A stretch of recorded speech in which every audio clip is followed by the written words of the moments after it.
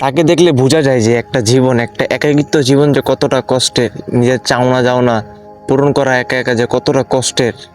এই ভিডিওটা না দেখলে আপনারা বুঝতে পারবেন না। এই বাচ্চাটা, তার ভাগ্যটা এতটাই খারাপ যে তার মা বাবা থাকা সত্ত্বেও সে আজ এতিমের মতন আছে। তার মা বাবা কতটাই বা নিষ্ঠুর হতে পারলে এরকম কাজটা করতে পারে। এরকম ছোট ছোট দুইটা ছেলেকে রেখে তারা নিজের মতন চলাফেরা করতেছে, নিজের মতন করে নতুন সংসার বুঝাইতেছে। আবার ফালাই চলে গেছিল, কারণ আমার দাদা দাদি নিয়ে পালছে। আসলে ভাই, যুগে যুগে যে এতটা পরিবর্তন হবে এই যুগটা, মানে কল্পনার বাইরে চলে যেতেছে। আগে শুনতাম মুরব্বীদের মুখে, বড়দের মুখে, যে একজন বাবা মার কাছে তার সন্তানের চেয়ে আর বড় কোনো সুখ নাই এই দুনিয়াতে। শুনতাম যে একজন সন্তানের কাছে তার বাবা মার চেয়ে আর বড় কেউ আপন নাই এই দুনিয়াতে। এখন মানে সন্তান, মা বাবা, এই দুইটাই কেমন জানে একটা দূরের আত্মীয়র মতন হইতাছে। মানে সম্পর্ক একটু খারাপ হইলে বাস ছেড়ে চলে যায়। তো এই ছেলেটার মা বাবা তাদের ব্যক্তিগত কারণে, তাদের নিজেদের ঝগড়ার কারণে তারা এই ছেলে দুইটাকে, সে এবং তার ভাইকে বলে ছেড়ে চলে গেছে। কোথায় গেছে সেটাও জানে না তারা। মানে আমি বেলুন বিক্রি করে পড়াশোনার খরচ চালাইতেছি। এখন আমি বর্তমানে ক্লাস 8-এ আছি। কোথায় পড়াশোনা করো? সাত মসজিদ আইডিয়াল স্কুল। আমার আর কি মাইন্ডে ভাবতে আমি নিতে পারতেছি না ব্যাপারটা, যে একটা কতটা মানুষ কতটা নিষ্ঠুর হইলে এরকম কাজ করতে পারে, যে নিজের বাচ্চা, দুধের বাচ্চা, ক্লাস 7-8-এ পড়ে, বেশি তো আর বয়স না। মনে করতাম যে ছেলেটার বয়স হয়েছিল বা কাম করার বয়স হয়েছে বা বাস্তবতার জীবনে থাকার বয়স হয়েছে, মানুষের সাথে চলাফেরার বয়স হয়েছে, বড়দের সাথে এরকম হলে একটা ব্যাপারটা অন্যরকম দেখাইতো।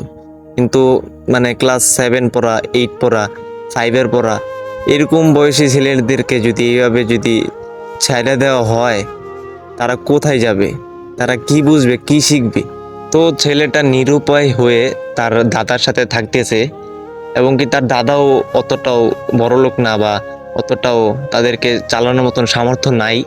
তো তাই জন্য ছেলেটা নিজের ইচ্ছা শক্তি এবং নিজের ভিতরে যে জিদটা আছে সেটা ব্যবহার করে সে এখন ক্লাস 8-এ পড়তেছে, এবং কি সাথে সাথে সে ফুটকা বিক্রি করে ফুটপাতে বা রাস্তায় রাস্তায়। তো দিনে 400-500 টাকা ইনকাম হয় যতটুকু শুনলাম আমি। তো ভাবেন একবার, এই বয়সে ক্লাস 8-এ পড়ে ছেলেটা ক্লাস শেষ করে বা পড়াশোনা শেষ করে, ছেলেটা কিন্তু থেমে যায় নাই, বা এই না যে মানুষের কাছে হাত পাততেছে।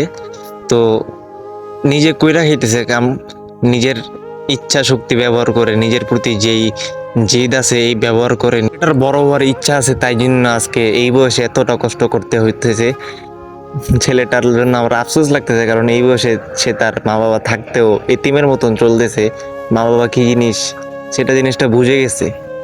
এখন একটা ছেলে বা আরেকটা তার বন্ধু বান্ধব যদি তার সামনে এসে যদি বলে যে আমার আব্বা আম্মু ভালো, বা পুরো দুনিয়া যদি বলে তার সামনে যে না আমার বাপ মা ভালো, কিন্তু ছেলেটা মাইনা নিতে পারবে না। কারণ বাপ মা যে কি জিনিস সেটা একমাত্র যারা হারায় বা যার সাথে এসব ঘটনা ঘটে সেই বুঝতে পারে। বাপ মার জ্বালা যন্ত্রণা বোঝাটা অনেক অসম্ভব। আর আমার যদি আল্লাহ তাআলা যদি এরকম সামর্থ্য যদি দিত, আমি তাদের পাশে থাকতে পারতাম। যতটুকু দিছে আমাকে তার ভিতরে থেকে আমি চেষ্টা করি মানুষের সাথে থাকার, এবং কি আমি মন থেকে দোয়া করি যেন সে ছেলেটা যেন আরো বড় হোক দিন দিন, সে যেন ভালো ইনকাম করতে পারে, নিজে কষ্ট করে নিজে পড়াশোনা করে যেন একজন মানুষ হতে পারে, মানুষের মতন যেন মানুষ হতে পারে, যেন একদিন তার বাপ মা দেখে তাকে যেন আফসোস করতে হয়। আমি এই দোয়া করি মন থেকে। আল্লাহ যেন তাদেরকে সুস্থ রাখে সব সময়, নেক হায়াত দান করুক।